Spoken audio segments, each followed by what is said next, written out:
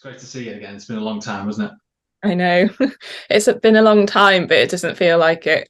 Yeah. Yeah, like we were saying in our last call, it felt totally natural for me to pick up the phone and start talking to you as if it was last week. So I've had a weird 12 months where it started really quietly and it was really quiet before Christmas. And then as soon as January hit, I've been crazy busy. So I think everyone's got to the new year, wanted to start thinking about the year ahead. So I'm sort of deep into that at the minute. And today I met up with someone from a web development agency to potentially work together. So he would potentially get me on board to do designs, and I would potentially get him to do a little bit of web development if and when it came to it. So, just networking this morning. Yeah. And I've been doing a property brochure for one of my clients who are based down near Bournemouth, so sort of the south coast, and they sell property, and for each of their properties they get a bespoke brochure made. So I've been working on their bespoke brochure. In terms of the level of demand that you've seen coming through over the last, say, 6 months, so pre-Christmas and the first 3 months of the year, has there been a complete change? And if there has, what do you think might be the reason for that? Oh, I think people are just happier to spend money now. I think because of the cost of living crisis, as everyone calls it, Hmm. everyone went into panic mode. Everyone was trying to, in their business and their personal lives, trying to scrape back on spend last year. People weren't earning as much money. People's wages weren't going as far, and people's businesses weren't turning over the same money. So I think people were sort of being a little bit more careful with their Right. spends, especially on what some people consider as luxury items like graphic design. So I think now people have upped their prices, upped their income again. Things are getting back to normal, and people are starting to spend on graphic design again, which is good for me. I know lots of businesses are right across the economy are raising their prices. What's your own take on yourself and your services? Obviously, you've got costs which you need to cover. Are you finding resistance from clients to pay a little bit more? Are they asking you to hold your prices? So when I first started freelancing like properly, like full time, 2.5 years ago, I set out with a set hourly rate, which was what I based everything on, and I was still on that hourly rate until December last year. And that was when I realised I have to start upping my rate, really, for two reasons: because I was getting better at what I was doing. I wasn't new at it anymore. I'd already been doing it for 2 years, which, it's not like loads of experience, but it's enough to warrant a pay rise. Yeah, and obviously the cost of living, my money just wasn't going as far. All my outgoings had got more expensive. So, paying monthly for my like email and website, that had all gone up. My Adobe subscriptions for my software, that had all gone up. Um, Everything in day-to-day life, fuel's gone up, Yeah. bills have gone up. So my hourly rate wasn't even, not only was I not getting that pay rise, it wasn't going as far anymore. Yeah. So I increased my rates in January of this year by Yeah. 11%. I emailed all of my clients to let them know that and gave them plenty of notice. And to be honest, no one's had a problem. No I think pushback. people are expecting it. No, no. Right. Haven't lost any clients, haven't lost any work. In fact, I've got more work since January. One of the things I want to talk about also is your own journey as a business owner now. So obviously, I know you very well from years ago, and I knew of your plans then and the kind of lifestyle you wanted to live really, and your kind of vision about where you wanted to go from being a full-time employee to your own business owner, where you could live the lifestyle you live. So can you go over that kind of vision that you had for yourself and the way it actually happened in reality? To be honest, I think that I sort of had the goal to work for myself since as soon as I finished university, because when you go onto Facebook and you get Facebook memories, that I got a Facebook memory from a post that I'd posted straight after university saying that I think I found what I want to do in life. I'm going to work for myself and travel around the world with my laptop, and like a semi joke. Yeah. And to be honest, I think that had always been in the back of my mind, but that wasn't what people did. That wasn't, the sort of set thing for everyone to do. Everyone should go and get their junior level job, get a few years experience, then work their way up into another job, and then go into a management job, and then, work their way up sort of through the sort of roles. And I think I sort of did do that, and it was great, and I got all the experience I needed. I got, so much like valuable sort of experience from that. But I think I did start to think back to 21-year-old me that sort of had those dreams, and I thought, how can I make that happen? So I tried to go part-time in my paid job to then do more freelancing around the side, but then obviously lockdown kicked in and that never really happened. So I got my redundancy payout in the lockdown, and then I used that to buy myself a laptop and get myself set up and sort of do freelancing for myself, and I can work from anywhere I want now. I've been to Malta to visit a friend, and we've sat at her kitchen table and worked together whilst we're in Malta. I've been around Europe in my camper van for a month and worked from my camper van, which was not something I ever thought I'd be able to do, and I definitely wouldn't have been able to do that in an employed role. So I think I'm definitely sort of managing to craft that life that 21-year-old me sort of joked about. Yeah. So since lockdown, what parts of the world have you visited whilst working at the same time?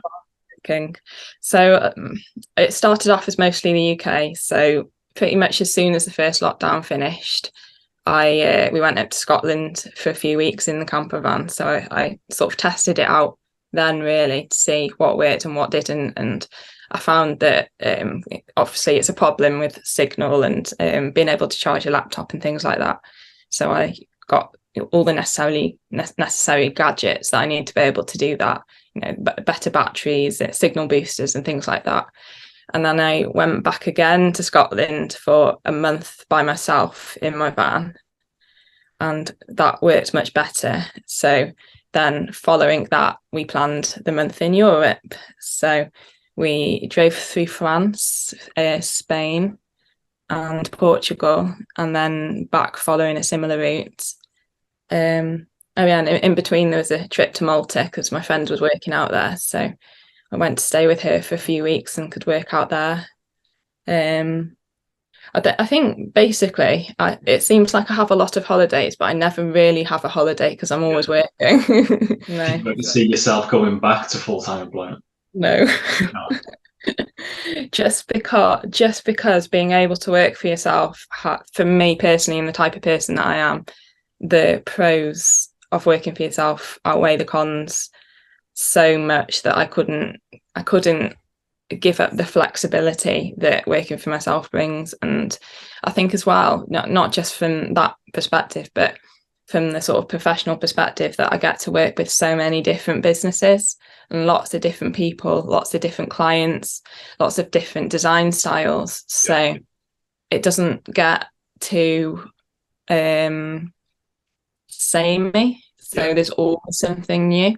So even if you do get, bored with a project, there's something else that you can do. So you can swap between, which again, and it's multitasking. That is probably one of the harder parts of the job. But I think once you get that down, the variety's definitely something that I've never had in a employed role.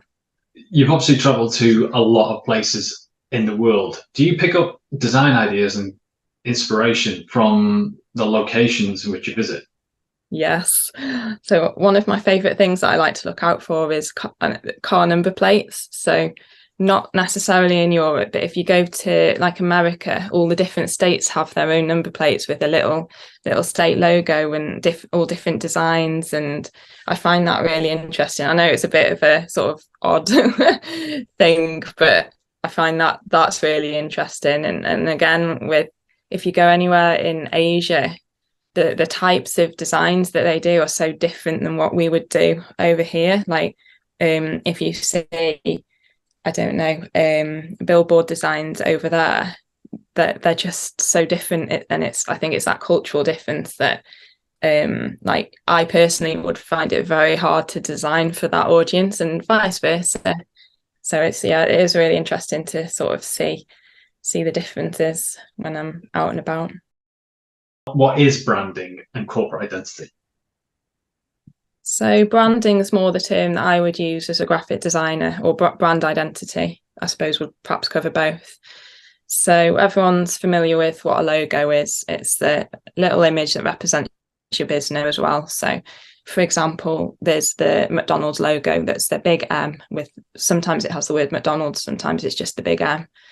So that is McDonald's brand. So they have their logo, but the difference between the logo and the brand is that with a brand, you have set colours that you'll use, set fonts that you'll use, a set brand look across all of the touch points of your business. So it means that not only will you have your logo, but you'll have your matching website, you'll have your matching business cards, the matching any sort of advertisements or social media graphics.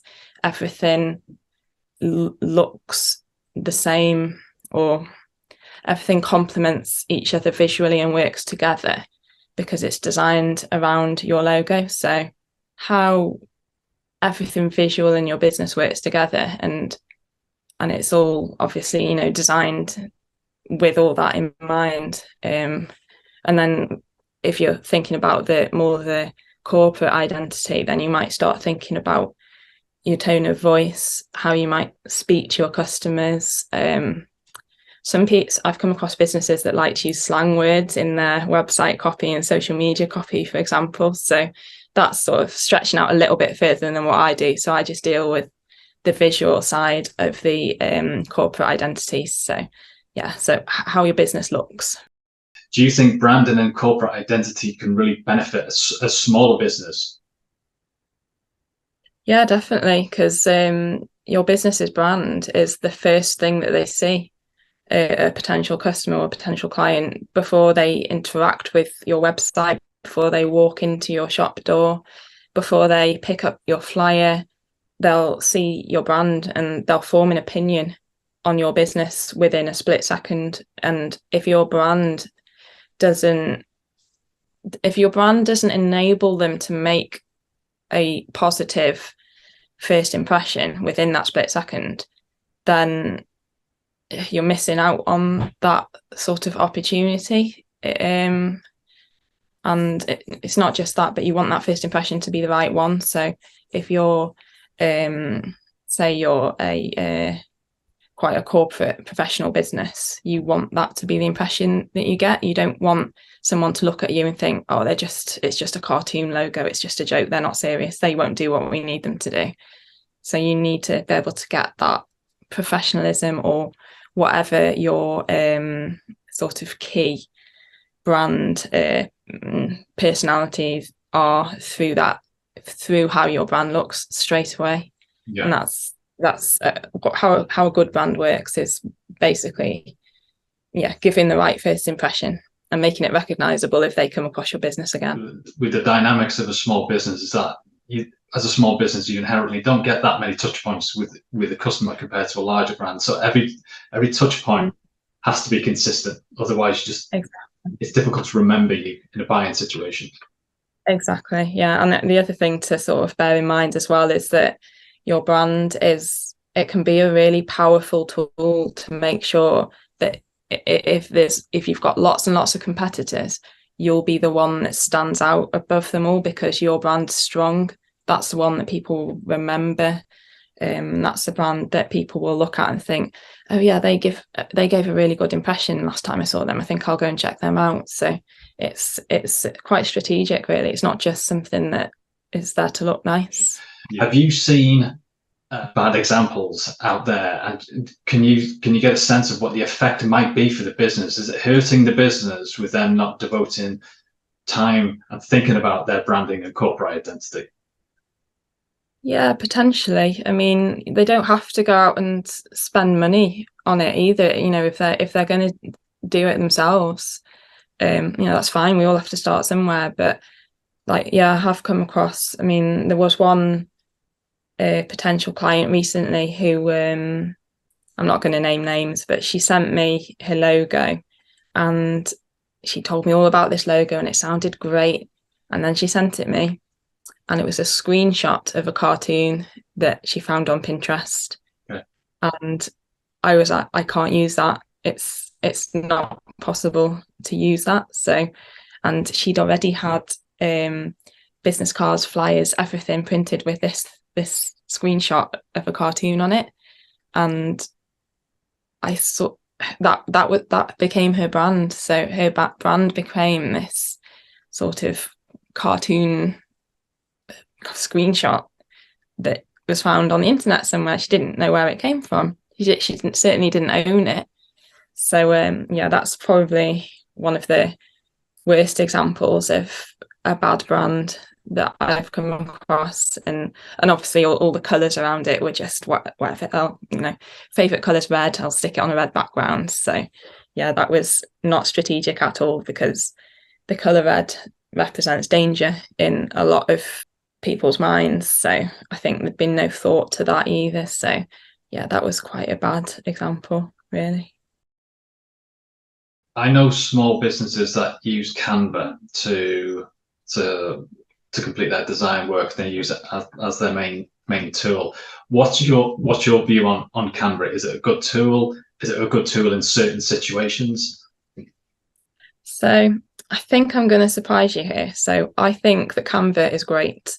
So if you're starting out in your business, you can use Canva, and you can use the free version. It's got loads of templates. You can upload your own photos and your own images to it. That's great to get yourself going at the very beginning. However, obviously everyone has access to those templates. So you might use the same templates as, someone else down the road. So it's not, you don't get that personalized brand from it. But I think it definitely has a place in small businesses just for starting out. And I have actually had some clients request Canva templates that I've designed and sent to them on Canva, that I've designed outside of Canva on Photoshop or Adobe Illustrator, and then imported it into Canva so that they can then edit it themselves. So add their own text or add their own photos.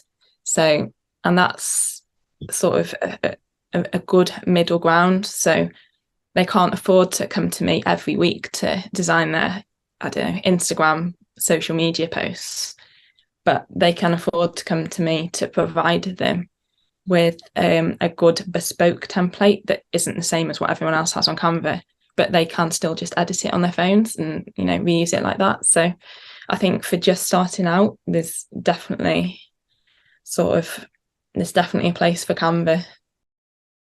You mentioned about the client picking their own personal favorites, and there's a danger to that. It's not necessarily what the customer needs, what the business needs. Yeah. Can you talk about what color psychology is and how it can be used for a design? So if I'm designing for a brand, color psychology is probably one of the first things I think about. And in that very first meeting or phone call with a client discussing what they need, we will talk about colors, because it's so important. Because again, a brand's a visual thing, and you want people to form the right opinion straight away.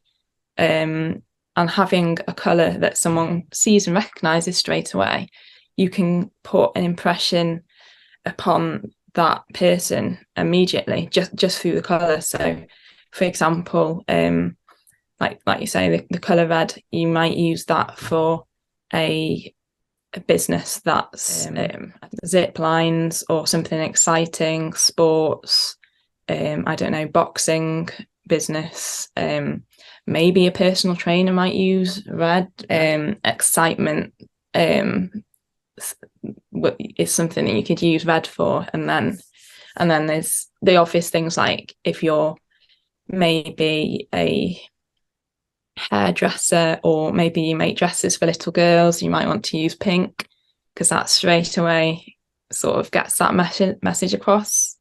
And then there's things that we don't think about quite so much, like the colour blue, for example.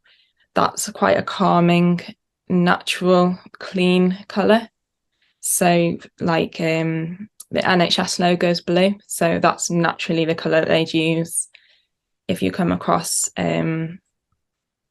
don't know, businesses like dentists, they'd quite often use blue. It's quite a sort of standard colour because it again gets across that idea of like cleanliness, and it's a calm colour as well. So you definitely wouldn't use red if you're a dentist because that will might potentially make people think, oh, what are they going to do to me when I get there? So yeah, I think colour is really important, and I think on that subject as well, it's important to remember that black and white are colours as well, and to always make use of white or sometimes black. So I've designed brands for people and their main brand colour has been black, and so many businesses use that as well, like Next, for example, or Chanel. They use black in their brands. So can you take us through the main stages of that process to get a successful outcome?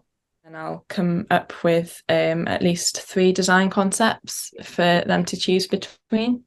And normally I will put forward one concept that's exactly what they ask for, but obviously, like, as to the best of my ability, exactly what they ask for, then something similar but what I think it should be, and then something reasonably different, and it's normally the similar but what I think it should be which ends up getting picked. So obviously I'll explain, you know, why I've designed things a certain way to the client. So then we'll talk over that, and then they choose which one they want, and they get up to 3 rounds of amends is normally sort of standard for their branding, and that's normally more than enough. And then it's just a case of getting the brand guidelines document together, getting the logo signed off, and things like symbols, brand symbols, because people always need those for like icons on their websites or their social media profile pictures, that sort of thing.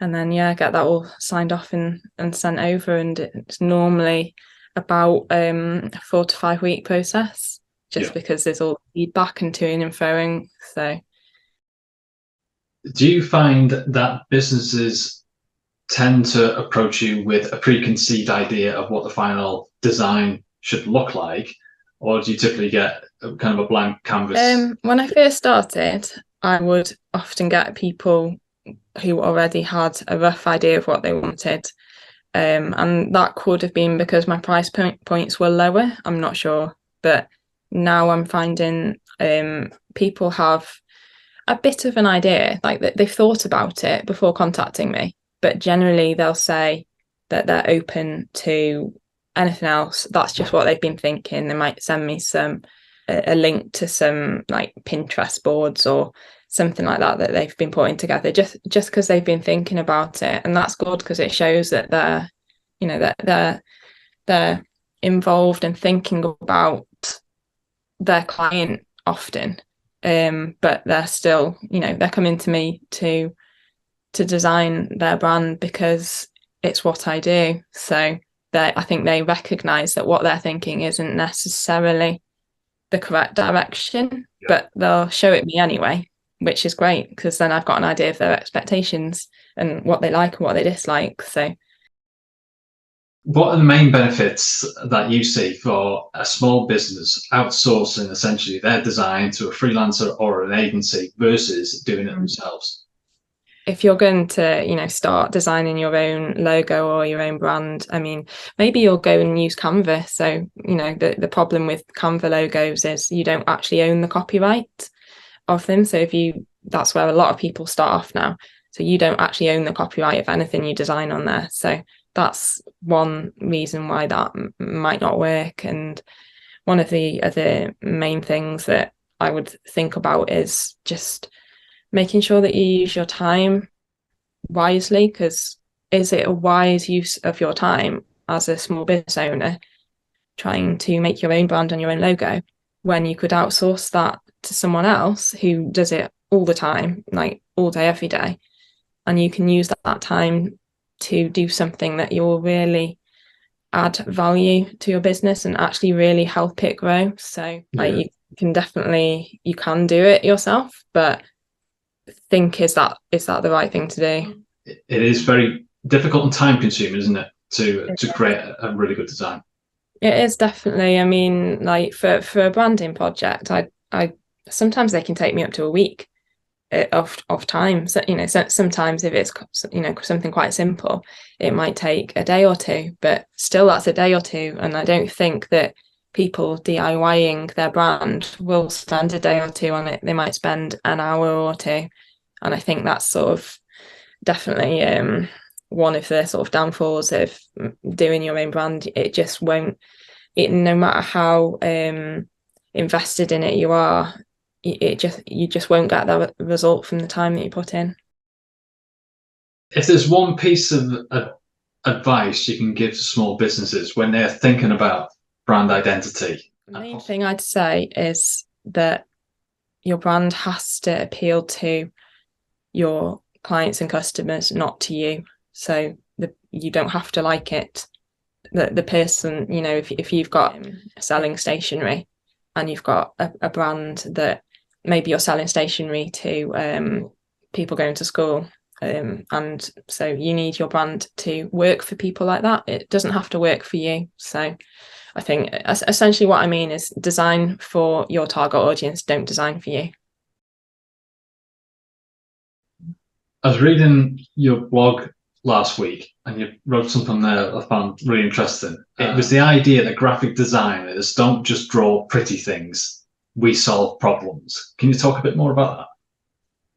Yeah, well, that's sort of reminding me of I remember going for a job interview years and years and years ago, and I might have already told you about this, not with you, a different job interview, but way before then. And one of the interview questions, and it was a trick question, was asking me what makes good design. Does the design have to look good, or does it have to do its job essentially and sell a product or whatever? And I didn't know what to say. I was like, well, neither. It's good design does its job and sells the product or whatever it needs to do, and vice versa. If a design does what it's meant to do and sells your product, then it's good design. So it's I think it just sort of made me think of that. So it's not just creating pretty pictures. We sort of solve problems like that and get certain outcomes through design. Sometimes people call marketing the colouring in department. Yeah. Obviously as a joke, but they think there's some truth to that. Is that something you've experienced, not just working with clients, but in the wider world, that designers just do pretty things? It's a nice to have. It's something we just play around with, but it doesn't have any substance. Is that an idea you've had to confront? Yeah, definitely. And I see why it's a nice job to do.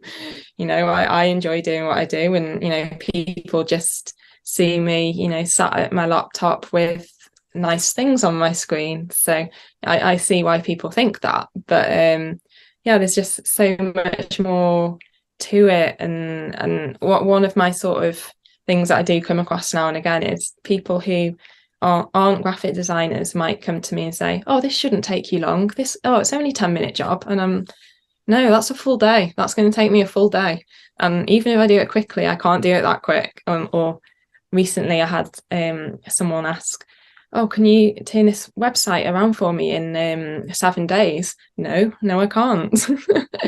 So yeah, it is definitely something. But I think if I can show more people that it is a lot more time consuming and more involved than yeah, like you say, just colouring things in, then yeah, that's good, because it is a nice job to do.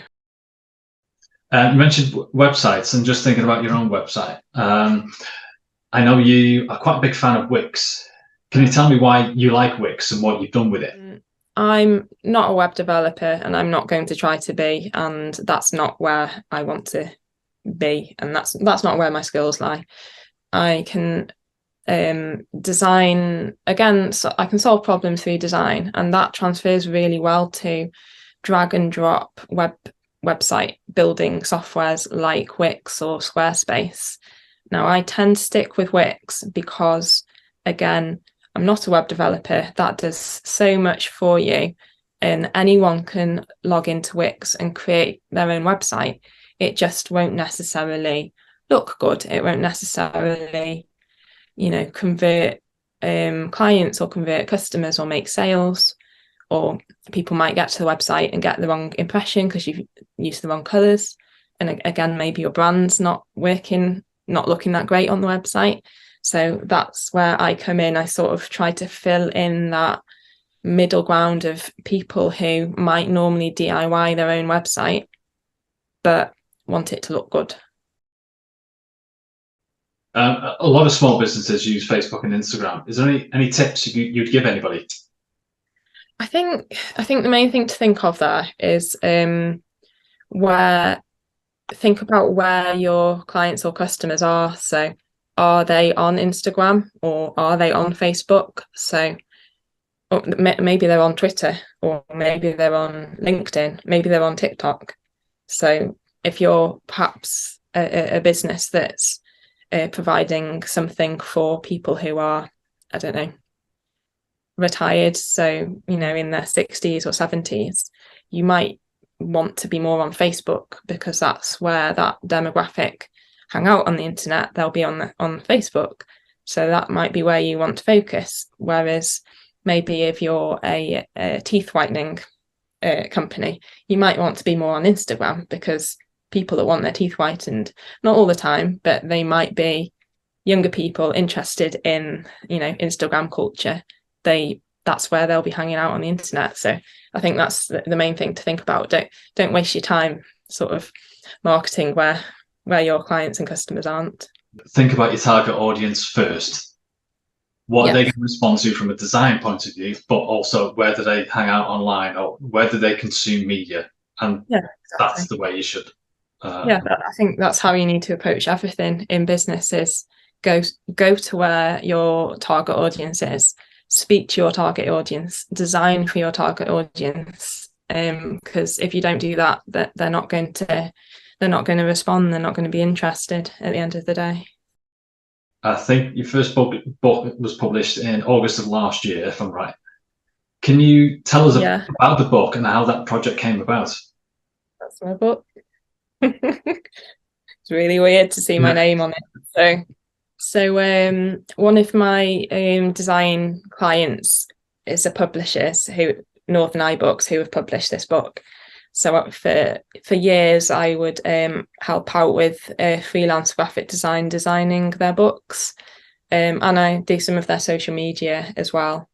And I did a rebrand for them as well, actually. And after doing lots of graphic design work for them, and really sort of getting to know each other, Carl and Tony, they asked me would I be interested in writing a book for them. So that one of their wholesalers had said that there's a real market for books apparently in South Wales, in the Brecon Beacons, and they didn't have one for that area. So they got in touch with me to see if I was interested, and I wasn't sure at first, just because it was not something I'd ever done before, and I was quite scared.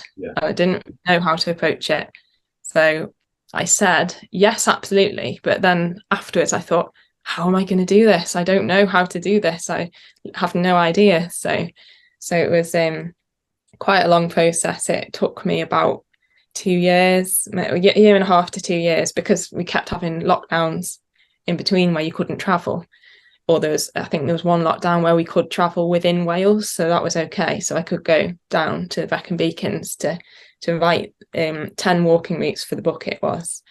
And yeah, so it's quite a long process, and like taking photographs for the walks and researching pubs for the walks, because it's top 10 walks in the Brecon Beacons, is basically does what it says on the tin. So yeah, it was and it was good because I enjoy walking. It wasn't an area that I spent a lot of time in before, so I got to explore somewhere new and go walking and have little trips down there. So yeah, I really enjoyed it. I'm just waiting to be asked to do another one now. I think we're nearly up on time. I just want to ask, how can people get in touch with you in terms of social media, website, etc.? Okay, yeah, so probably the easiest place to find me is my website. So that's laurahodgkinson.com, or my Instagram, which is Laura Hodgkinson Creative. So that's Hodgkinson without an E. Everyone spells it with an E. So that's, yeah, that easiest place to get a hold of me. And my website has all details on branding and everything that I offer as well. So. All right. Thanks, Laura. Great to speak to you again. Thank you. Yeah, I've really enjoyed it. It's nice to be asked so many questions about what I like to talk about. Normally no one wants to hear it. No, we'll have to have a part 2. Yeah, definitely. Yeah. All right. Thanks, Laura. All right. Thanks, Ken.